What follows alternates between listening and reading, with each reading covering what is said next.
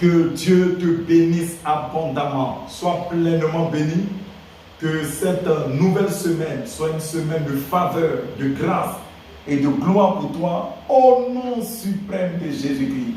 La semaine est bénie pleinement pour toi. C'est une nouvelle semaine. Attends-toi de grandes grâces, de grandes faveurs.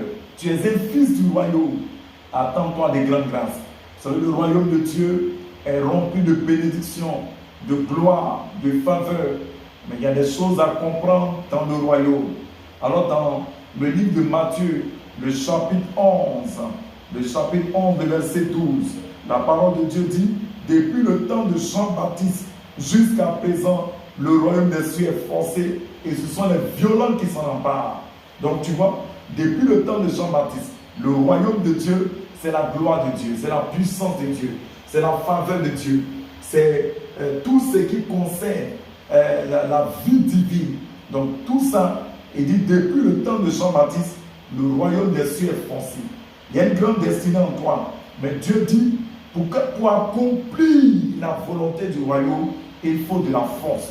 Cela est vraiment important. Il dit, ce sont les violents qui s'en emparent. Aucun faiblard dans la parole de Dieu n'a accompli les choses de Dieu. Ce n'est pas possible. Et tous ceux qui ont accompli les choses de Dieu ont dû avoir besoin d'une sorte de violence. Tu vois, ils sont rentrés à Canaan par la violence. Tu vois, ils sont allés, ils ont vu les Anacs, ils ont vu tous ces géants-là.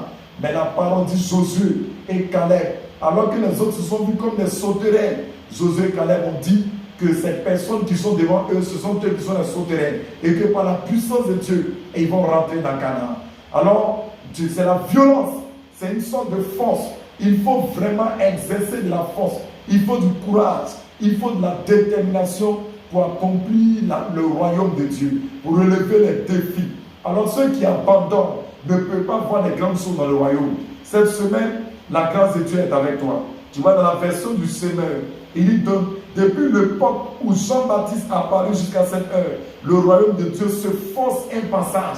Tu dois te forcer un passage dans ton domaine. Tu dois te forcer un passage dans ton travail. Force-toi un passage dans ce diplôme. Force-toi un passage dans ce concours. Lève-toi, même si c'est matin très tôt. Je parle à quelqu'un par rapport à cet examen. Tu dois te forcer un passage.